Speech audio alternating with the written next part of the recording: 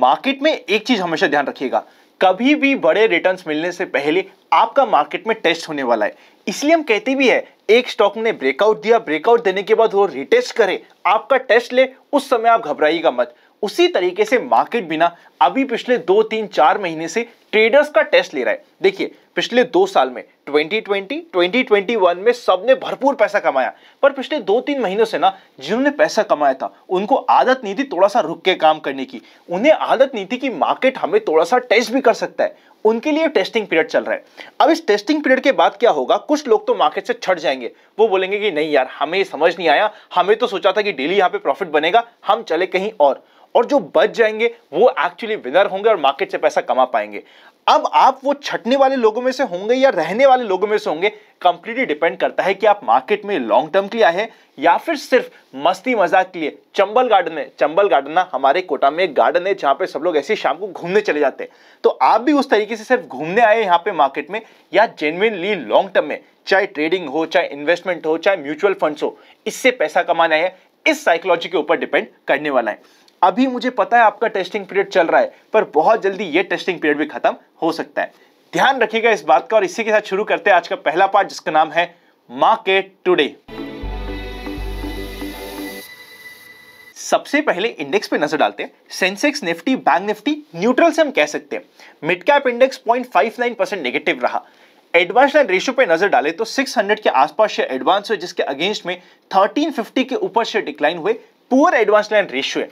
देखिए क्योंकि वेडनेसडे को फेड की मीटिंग का डर है, थोड़ा सा मार्केट आज के दिन दबा हुआ था, पर ध्यान रखिएगा कभी भी ये दबा हुआ मार्केट उछलता है तो उसको अंडर एस्टिमेट नहीं करना है।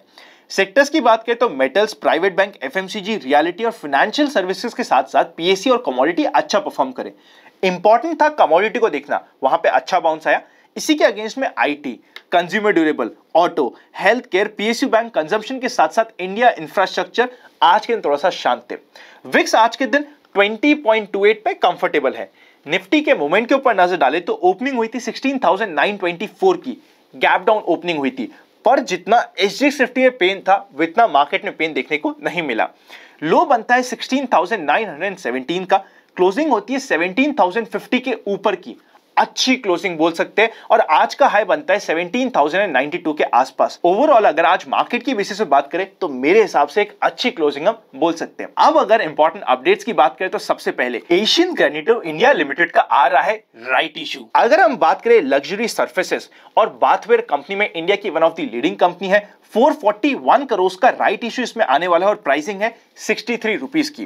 प्राइसिंग काफी अट्रैक्टिव है बिकॉज इवन आफ्टर नोइंग कि इसका राइट इशू एकदम सामने आ चुका है, अभी भी करंट मार्केट प्राइस चल रहा है 70 का, उसी के अगेंस्ट में ये राइट इशू मिलने वाला है 63 रुपीस पर शेयर पे। अगर हम इस राइट इशू के कंप्लीट ऑब्जेक्टिव की बात करें तो इंटरेस्टिंग ऑब्जेक्टिव है। मेगा एक्सपेंशन प्लान होने वाला है, रफली 3 मैन्युफैक्चरिंग यूनिट्स कंपनी लगाना चाहती है, जिसके लिए राइट इशू लाया जा रहा है।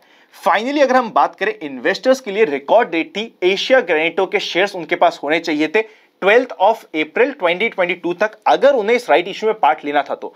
अभी भी अगर कोई पार्ट लेना चाहता है और किसी की इच्छा है तो सिंपल सा तरीका है, राइट इंटाइटलमेंट को डायरेक्ट ओपन मार्केट से परचेज किया जा सकता है, जिसकी लास्ट डेट है 5 मई को, और ये राइट इशू क्लोज होने वाला है 10 मई तक। कंप्लीट डिटेल्स मैंने आपके साथ शेयर कर दी है। चलते हैं नेक्स्ट सेक्शन पे, जिसका नाम है FIIs एंड DIIs एक्शन। आज के दिन FIIs ने 1800 करोड़ के ऊपर की सेल करी और DIIs ने 1900 करोड़ के आसपास की परचेस करी। फ्यूचर एंड ऑप्शन में वापस से मैं आपको याद दिलाता हूं, अभी भी FIIs की पोजीशन नेगेटिव नहीं है, न्यूट्रल बनी हुई है। पॉजिटिव मैं नहीं कह सकता, पर न्यूट्रल से हम कह सकते हैं। चलते हैं नेक्स्ट सेक्शन। सबसे पहला इंपॉर्टेंट क्वेश्चन आ रहा है कि कुछ स्टॉक में ओवर ओनरशिप होती है किसी पर्टिकुलर इंस्टीट्यूशन की, कैसे जज किया जाए। देखिए एक चीज ध्यान रखिएगा, जिस भी स्टॉक में हम पोजीशन बनाने की कोशिश कर रहे हैं, मिनिमम ज्यादा नहीं तो 10 से ऊपर इंस्टीट्यूशन होना चाहिए ताकि डाइवर्सिफिकेशन हो जाए। अगर रिसेंट क्वार्टर में इंस्टीट्यूशन की ओनरशिप बढ़ी है तो ये हमारे लिए पॉजिटिव ही होता है, पर बहुत ज्यादा कंसंट्रेटेड हो गया। फॉर एग्जाम्पल एक ही पार्टी के पास सारा का सारा माल है और किसी दिन उसने सोच लिया कि मैं तो इस कंपनी को बेचूंगा, आप और हम फंस जाएंगे। इसलिए ऐसी कंपनी जहां पे सिंगल या 1 या 2 या 3 प्रमोटर ही हो जिनके पास सारा का सारा माल हो, या इंस्टीट्यूशन हो जिनके पास सारा का सारा माल हो, हमें उनसे थोड़ा सा अवॉइड करना चाहिए। नेक्स्ट क्वेश्चन, KEI इंडस्ट्रीज आज परफॉर्म किया, रीजन था वो अपने सपोर्ट पे, आप टेक्निकल चार्ट भी चेकआउट करिए, यहाँ पे 1200 से लेके 1210 के बीच का इंपॉर्टेंट सपोर्ट KEI इंडस्ट्रीज का होने वाला है। फाइनल क्वेश्चन, बुल मार्केट में इक्विटी शेयर में किस तरीके से हम एवरेजिंग करें? एवरेजिंग होती है एवरेजिंग अप। होता क्या है, सपोज करते किसी चार्ट में आपके एक पैटर्न का ब्रेकआउट हुआ, for example cup with handle के पैटर्न का ब्रेकआउट दे दिया। ब्रेकआउट देने के बाद स्टॉक यूजुअली 20-25% चलता है, उसके बाद एक वापस एक नए पैटर्न में फंस जाता है। फॉर एग्जांपल फ्लैट बेस में फंस गया। जब वो फ्लैट बेस के पैटर्न का वापस से ब्रेकआउट दे, एक बार ब्रेकआउट दे दिया, आपने उसमें पोजीशन बना ली, अच्छा प्रॉफिट भी हो गया, फिर वो वापस एक नए पैटर्न में या कंसोलिडेशन में फंस गया, जब वो वापस से ब्रेकआउट दे, उस समय आप वापस से इसे एवरेजिंग अप कर सकते हैं। धीरे धीरे एवरेजिंग करना जरूरी होता है। चलते हैं नेक्स्ट सेक्शन पे जिसका नाम है stock in focus. Stock in focus के सेक्शन में सबसे पहले बात करते हैं रिलायंस की। 2689 का इंपॉर्टेंट सपोर्ट है, इसको करेक्ट होते हुए सेकेंड दिन हो गए हैं, मतलब वेडनेसडे को 2.5 दिन का फंडा सेकेंड हाफ में अप्लाई होगा, तो हमारे नोटिस में रह सकता है। नेक्स्ट इंपॉर्टेंट स्टॉक जिसका सबसे पहले आप टेक्निकल चार्ट देख लीजिए, नाम है टाटा पावर। 240 का इंपॉर्टेंट सपोर्ट है। कभी भी टाटा पावर 250 के लेवल को क्रॉस करता है तो 256 से 260 के लेवल हमें मिल सकते हैं। अब दो डिफरेंट स्टॉक की बात कर लेते हैं जो स्विंग ट्रेडिंग के लिए इंपॉर्टेंट लेवल्स पे। पहला आता है महिंद्रा हॉलीडेज। 260 के लेवल को क्रॉस करते ही 266 से लेके 270 तक के लेवल इसमें मिल सकते हैं। छोटा सा 1% का स्टॉप लॉस हो सकता है। नेक्स्ट इंपॉर्टेंट स्टॉक है रेमंड। 844 के लेवल को क्रॉस करते ही 849 और 854 के लेवल्स ओपन हो जाते हैं। हमारी बाइंग कॉस्ट के ऊपर जाते ही ट्रेलिंग करना जरूरी है और 835 के आसपास का स्टॉप लॉस लग सकता है एक बार हमारी यहां पे एंट्री ट्रिगर हो जाती है तो।